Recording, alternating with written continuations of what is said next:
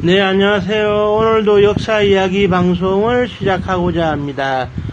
오늘의 방송은 이수근 그는 정말 이중간첩인가에 대해서 이야기를 해보도록 하겠습니다. 이수근 씨의 경우에는 아무래도 네이버나 다음이라고 하는 포털 검색 사이트에서 이수근이라고만 검색하면 안 될 거예요. 개그맨 이수근 씨가 워낙 다양한 활동으로 인기를 끌고 있기 때문에 그분이 먼저 검색되고, 실질적으로 이수근은 현실적으로 간첩 이수근이라고 검색해야 이분이 나오는데,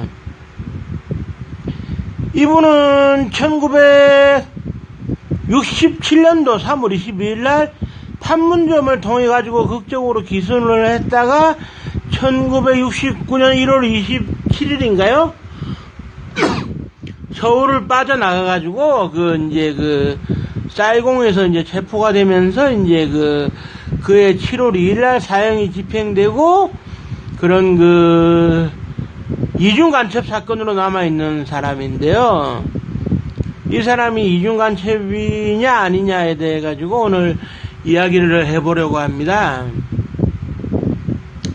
결론만 말씀드리면 이수근은 이중간첩이 아니죠. 대한민국 역사상 가장 유명했던 이중간첩은 딱 한 사람이 있는데 1950년대에 남북을 왕래하면서 이중간첩으로 활약을 했고, 죽산 조봉암 선생을 사형으로 이끈 장본인 양이섭, 우리가 흔히 알려져 있는 이름으로는 양명산, 이 사람이 이중간첩이고요. 이수근은 이중간첩이 아닙니다. 이수근은 1945년도 조국이 해방되고 난 이후에 조선통신사에 들어가가지고 신문사 기자로 쭉 일했어요. 그러면서 조선노동당에 가입을 해가지고 공산주의자로서 활약상을 보이게 되는데, 67년도 이 무렵에는 조선통신사 부사장으로 있었어요. 그러니까 조선통신사의 사장이 북한에서 소위 부장급에 해당하는 장관급이기 때문에, 우리식으로 장관급이기 때문에 부사장은 부부장급, 우리식으로 얘기하면 차관급이에요. 근데 이 사람이 김일성에 대해 가지고 수행기자 노릇을 하면서 김일성의 일거수일투족을 방송에 조선통신사 신문에 싣고 있었는데 주필이었으니까. 근데 이 사람이 표면적으로 월남을 하게 된 것은 김일성의 행사와 관련돼 가지고 거의 자기 언론사에 비중 있게 싣지 않았다, 그런 내용인데, 67년도가 상당히 격변기였어요. 그러니까 무슨 얘기냐면, 그 당시에 이효순이라든지 박금철이라든지 이런 사람들이 종파분자 행위를 했다 해가지고 숙청을 마구 당하는 시점이었어요. 그러다 보니까 이효순이가 지령을 내렸다고 되어 있지만 이효순이가 지령을 내릴 수 있는 상황도 되지 못했을 뿐만 아니라, 그때 이수근 씨는 조선통신사 부사장으로 있으면서 김일성의 활약상을 제대로 보도하지 않았다 해가지고 상당히 질책을 받고 숙청을 당할 위기, 계급장이 떼일 위기에 있었는데, 그때 당시에 계급장을 떼인다라고 하는 것은 사실상 정치범 수용소로 갈 수 있는 그런 분위기였기 때문에 이수근으로서도 상당히 뭐라 그래야 될까요? 불안에 떨던 시기가 아닌가 생각을 합니다. 그런데 이수근 같은 경우에는 그 당시에 남북 조절위원회 회담이나 이런 군사정전위원회 회담 같은 경우가 가끔씩 열리는데, 군사정전위원회 같은 경우는 91년도까지 꾸준하게 열렸어요. 유엔사하고 북한하고 가끔 중공에서 대표가 참석을 하긴 했었는데, 그래, 이제 이수근이의 경우에는 이제 취재를 총괄 책임지는 사람으로서 1967년 3월 22일 날 판문점 군사정전위원회에 취재를 하러 갔습니다. 갔는데 이수근이가 이제 취재 명령을 받으니까 드디어 때는 왔다. 내가 이때 말이지 탈출을 해서 남한으로 가지 않으면 죽을 수도 있겠다. 이게 내게 주어진 천우 신조의 기회다. 마지막 기회다라고 생각을 했기 때문에 이수근은 탈출하려고 이제 시도를 했어요. 그래 이제 제가 기억나는 대로 말씀을 드리면은 그 당시에 이제 판문점 군사정전위원회에서 아주 중요한 역할을 하던 사람이 있었어요. 역대 유엔사 사령관의 보좌관 겸 사료편찬위원으로 있던 제임스 리라는 한국계 미국인이었거든요. 근데 이수근 씨가 이제 판문점에 이제 군사정전위원회 취재를 자주 가니까 거기서 이제 제임스 리를 알게 되고, 그래 이제 그날 아침에 이제 오전에 취재를 서두르다가 슬그머니 빠져나와가지고 제임스 리한테 이제 도와달라고 부탁을 해요. 내가 오늘 이제 판문점을 통해서 탈출하고 싶다. 도와달라. 그래 이제 제임스 리는 이수근 씨를 잘 그렇게 자주 마주치는 상태에서 알았기 때문에 그래 알겠습니다. 도와드리겠습니다. 그래 이제 판문점에서는 이제 양측에 이제 그런 경비병들이 권총을 겨누고 있는지라 자칫 잘못하면 총이 맞을 수가 있잖아요. 그래 이제 제임스 리라고 하는 사람이 이제 머리를 짠 것이 군사정전위원회에 참석하는 이제 유엔사의 미군 장성이 타던 밴이 있어요. 그 밴을 대기시켜 놨다가 이수근을 기습적으로 태우고 빠져나갈 궁리를 한 겁니다. 그런데 그날 저녁에 이제 5시인가요? 이제 군사정전위원회 회담이 끝날 무렵에 이수근이가 반응을 안 보이니까 이제 제임스 리 입장에서는 초조하게 기다리고 있는데 이수근 씨가 5시 넘어가지고 갑작스럽게 말이지 영국군 장군이 타고 왔던 벤 승용차에 뛰쳐드는 겁니다. 그러니까 이제 북한 경비병들이 난리가 나가지고 말이지 그 차에 달라붙으려고 하는데 이수근 씨가 순간적으로 타는 상황에서 이걸 이제 보호해야 되겠다 생각한 미군 경비병이 있었어요. 계급이 하사였다고 기억나는데 이 사람이 키가 190이 넘어요. 이 사람이 미군 하사인데 이제 이 사람이 벤 승용차 앞에서 가로막으니까 키가 짝달막한 북한 경비병들이 대응을 할 수가 없는 거예요. 그래 이제 벤 승용차가 이제 빠져나가는데 허공에 대가 총을 쏠 수밖에 없는 입장. 잡으려고 하다 놓친 겁니다. 놓친 거. 그래 이제 이수근 씨가 이제 빠져나와가지고 이제 캠프 보니파스죠 지금. 그때는 캠프 키티오크라고 불렀는데 1976년도 이른바 8.18 도끼 만행 사건이 벌어지고 난 다음에 그 도끼 만행 사건에 의해서 희생이 된 보니파스 중대장을 기리기 위해 가지고 거기를 캠프 보니파스라고 부르고 있는데 그 당시에는 캠프 키티호크였어요. 그래 이제 캠프 키티호크를 거쳐가지고 이제 한국군에 이제 인도가 돼가지고 중앙정보부로 이제 이제 이송이 됐는데 이제 이송이 되고 난 이후에 이제 그때 중앙정보부의 국장이었던 홍필룡 국장이라고 했어요. 홍필룡 국장이 이제 밖에서 이제 보안상 시큐리티는 다 하고 있는 거죠. 이제 경비 서는 사람들이 하고 있는 가운데 이제 사무실에서 자는 겁니다. 자고 이제 그 다음날 조사를 했는데 위장 기준이 아닌 것으로 이렇게 판단을 했죠. 그리고 이제 또 알고 보니까 이제 황해도 재령 사리온 이쪽에 이제 출신 사람으로서 이제 그 지역 출신 사람이었던 김영욱 당시 중앙정보부장하고 고향이 같았어요. 그래서 이제 김영욱 중앙정보부장이 이 사람을 중요하게 써야 되겠다. 그래가지고 이제 촉탁 1급 판단관으로 임명을 합니다. 임명을 하는데 여기서부터 이제 문제가 생기는 거지. 뭐냐면 이수근 씨가 1급 촉탁의 이제 그런 그 판단관이에요. 여기서 말하는 촉탁이라고 하는 것은 중앙정보부장이 모든 절차를 거치지 않고 자기 임의로 이제 그 임명을 한 겁니다. 임명도 했고 이제 그 당시에 서울시민 환영대회에 참석해가지고 이제 1,000만원 상당의 이제 정착기금도 받고 생활가구도 이제 받고 이제 하나는 받고 선물 받았으니까 기분이 상당히 좋았겠죠. 좋았는데 이후에 이제 68년도였던가요? 이제 그 중앙정보부의 주선으로 결혼까지 하게 됩니다. 결혼까지 하게 되는데 문제는 뭐냐? 그 이수근 씨의 남한 생활이라고 하는 것이 그래요. 밤이고 낮이고 할 것 없이 방공강연만 돌아다니는데 이거 노래로 제가 설명해 드릴게요.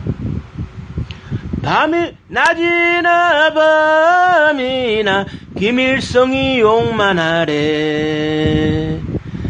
나는 어떡하라고.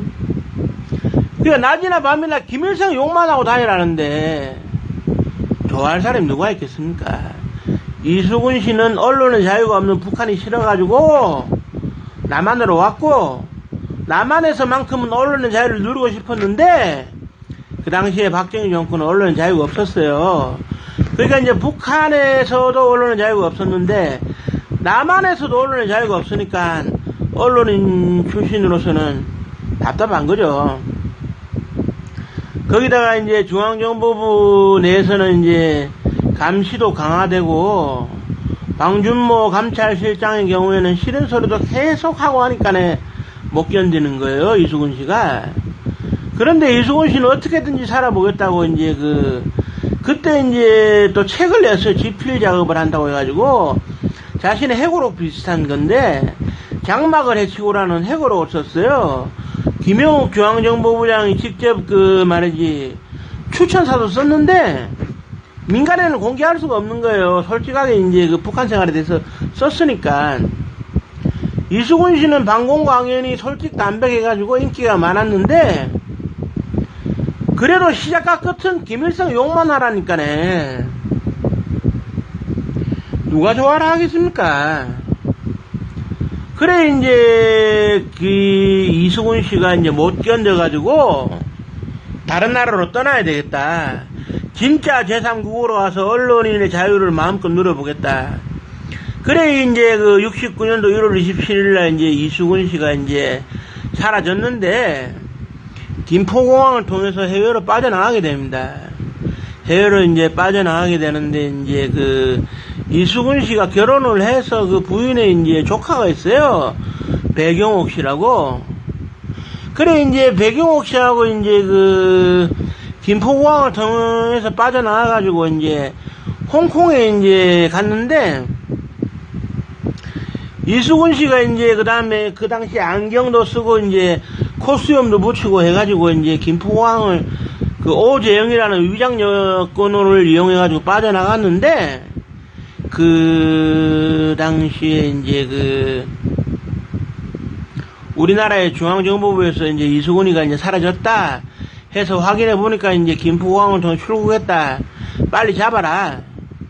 그래 이제 홍콩에서 이제 한국 영사관 직원들하고 맞 부딪혀가지고 붙들렸는데 그 당시에 홍콩은 영국의 관할이었기 때문에 영국 관할 경찰이 이제 잡아가지고 이제 이수근 씨를 풀어줘요. 풀어주고 이제 캄보디아행 여객기에 이제 이수근 씨를 실어 보냅니다. 실어 보내는데 그 당시에 이제 간단하게 이제 말씀을 드리면은 이제 원래 배경옥 씨가 어떤 사람이었냐면 이수근 씨의 처조카였으니까 이수근 씨의 처조카였으니까 이제 배경옥 씨 입장에서는 이모부가 되는 건데 배경옥 씨는 그 당시에 기술자로 이제 베트남에 가 있었어요. 베트남 전쟁이 한창인 상황에서 이제 공사를 한국 정부가 많이 수주를 해가지고 이제 공사를 하고 있었는데, 그 공사 현장에 이제 기술자로 이제 일을 하고 있다가 여동생이 결혼한 데가 잠시 귀국한 상황이었어요. 그래 이수근 씨가 이제 나가게 해달라고 도와달라고 하니까 도와준 건데, 여기서 이제 문제가 뭐냐면 애초에 이수근 씨가 백영옥 씨한테 얘기하기를, 조카 나 좀 도와줘. 어떻게 도와주면 됩니까? 이러니까네, 김포공항만 빠져나가게 해주면 된다고. 그래 이제 그 백영옥 씨는 이제 그 홍콩을 거쳐가지고 이제 그 사이공까지 가는 비행기표를 끊어놨는데, 이수근 씨하고 같이 홍콩에 갔는데 문제는 뭐냐? 이수근 씨가 도란 말이지, 홍콩에 가니까 스위스로 가고 싶어 하는 거예요. 제네바로. 근데 문제는 뭐냐? 아무리 뭐 어떤 상황이 벌어지든지 간에 비행기를 잽싸게 타면 되지 않겠나 생각할 수도 있겠지만, 홍콩에서 제네바까지 가려고 하니까 항공권을 사야 되는데 항공권을 살 수 있는 돈이 없는 거예요. 백영옥 씨가. 아이 뭐 돈이 없는데 이제 와가지고 말이지 제네바 간다 하면 어떡합니까? 그래서 이제 홍콩에서 이제 있는 돈 없는 돈 다 털어보니까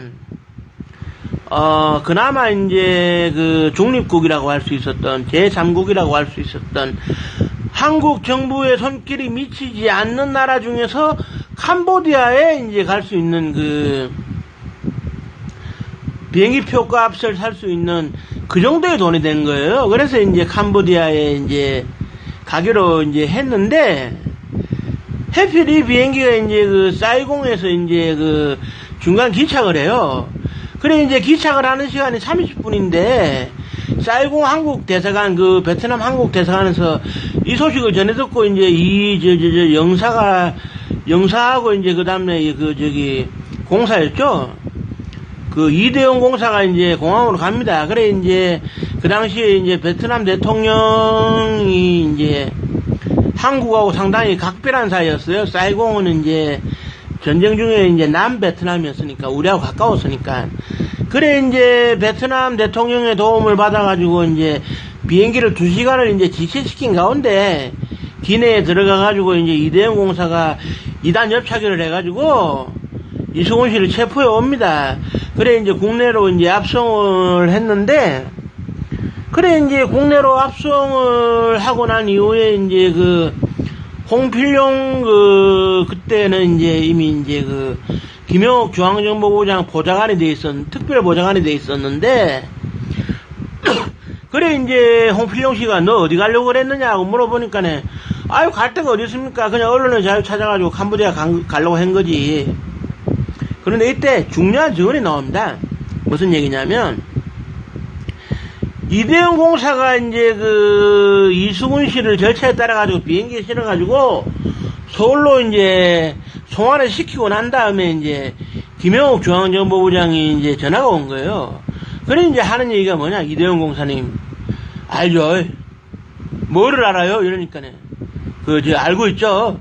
이수근이 이중간첩 아닌 거 알고 있죠? 예, 알고 있습니다. 그러니까 김영옥 중앙정보부장이 어디 가서 이제 절대 그런 말씀 하시면 안 됩니다. 네, 알겠습니다. 그러니까 이제 이수근 씨 같은 경우에는 이제 서울에서 도망쳐 나오기 전에 편지를 3장 썼다고 그래요.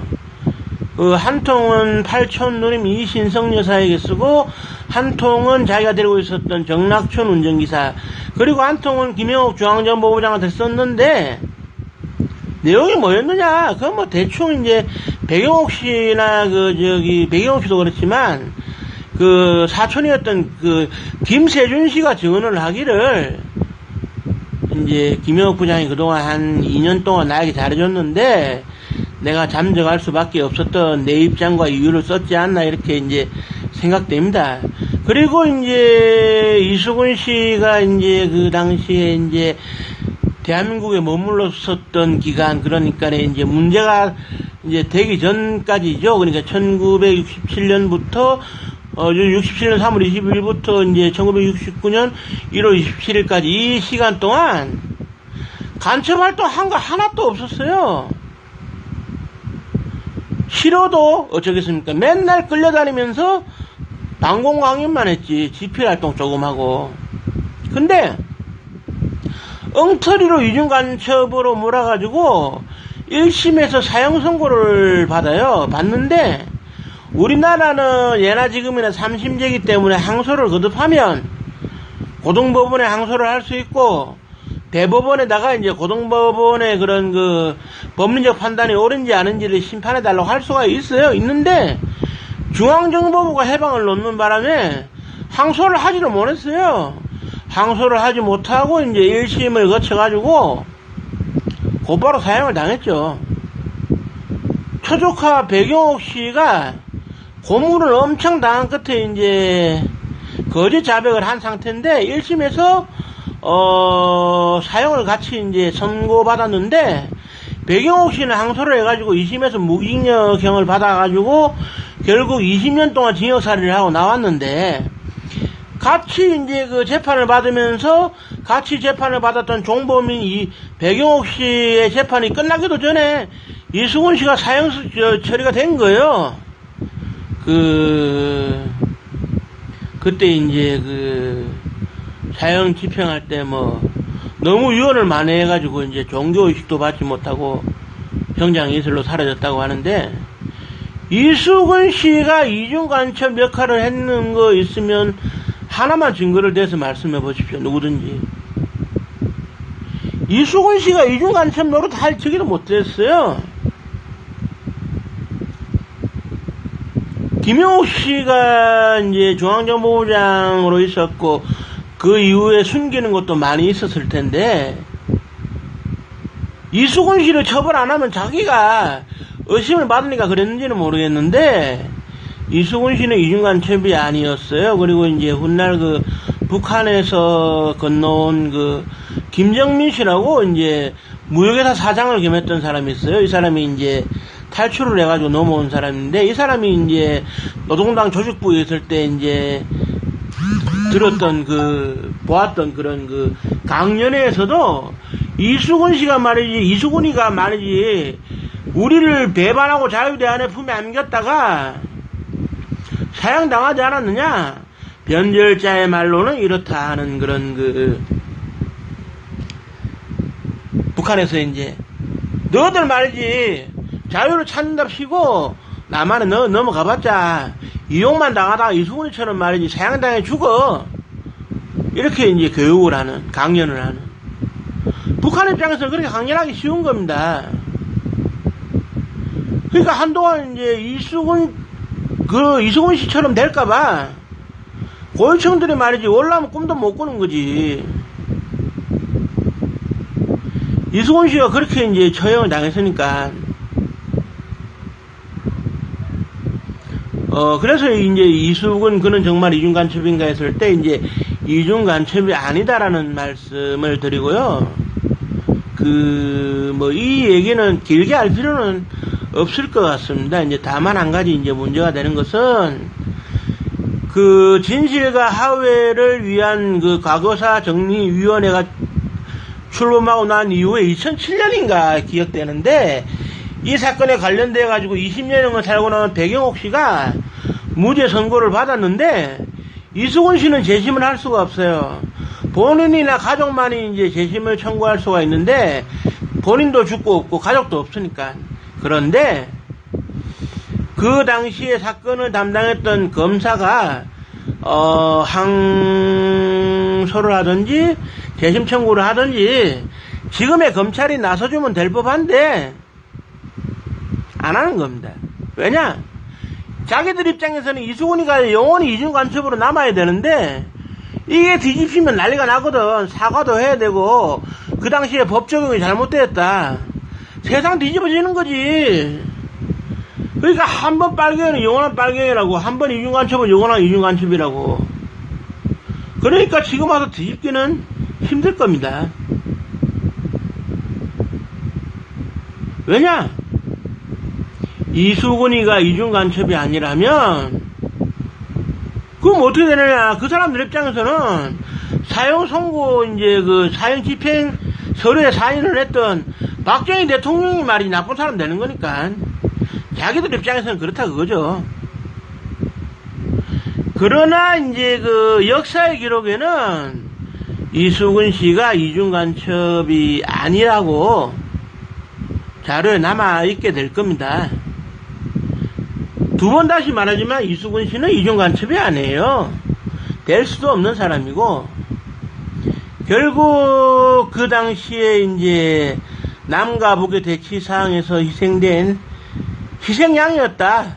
그 정도로 하고, 이수근 그는 정말 이중간첩인가 아닌가에 대한 방송은 여기서 짧게 마치도록 하겠습니다. 예, 방송 들어주셔서 감사합니다.